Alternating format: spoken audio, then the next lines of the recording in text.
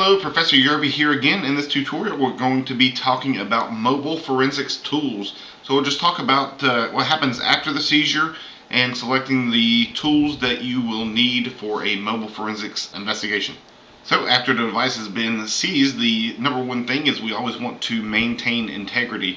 One of those ways to maintain integrity is to keep up with the chain of custody. So from the time that that device is taken from the scene of the investigation to every hand it touches, every time it leaves a place and transfers, there needs to be some sort of record of where it went, to whom it went, why it went, and just maintain that integrity so that a defense attorney cannot say, hey, we don't know where this evidence was, who could have changed it.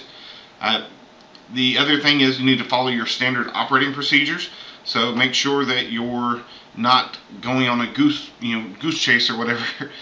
Make sure that you're looking for all the different little caveats of that particular device.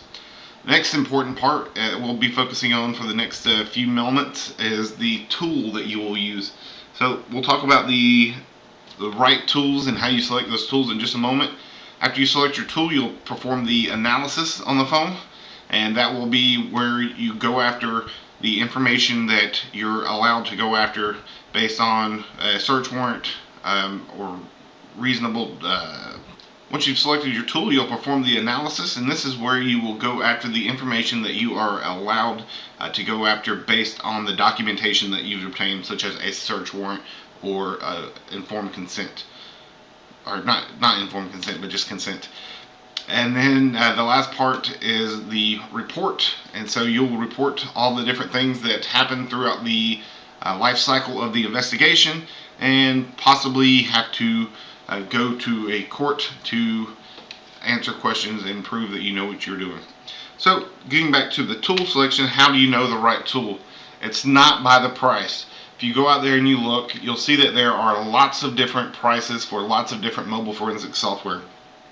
I believe that mobile forensic software is some of the most expensive software available, and the features and the capabilities of the software do not always match up with the pricing of the software. So make sure that you select a tool that's appropriate for you, that you can become trained on, know how it works, and meets the needs of the types of investigations that you will be conducting. Alright. Next thing is, once you've selected a tool, it needs to be verified and validated. So sometimes people will use these terms synonymously, but they actually are two separate things. Both are important. Verification is testing and examining specific tasks or data, then determining if that tool meets performance standards, while the validation is testing and examining if the tool performs as it was intended to perform. Verification uses guidelines that are known. So there's guidelines that say if you're doing this investigation on this image or this device, it should come back with these results. The validation, you may take a piece of evidence, run it in one tool, run it in another tool, compare those two. What you'll see when you're working in forensics tools is that you may get different results even though you're testing the same piece of information. It's the way that the software is written. It's written by different companies, different developers, and sometimes they're able to recover different things. So that brings us to our next point.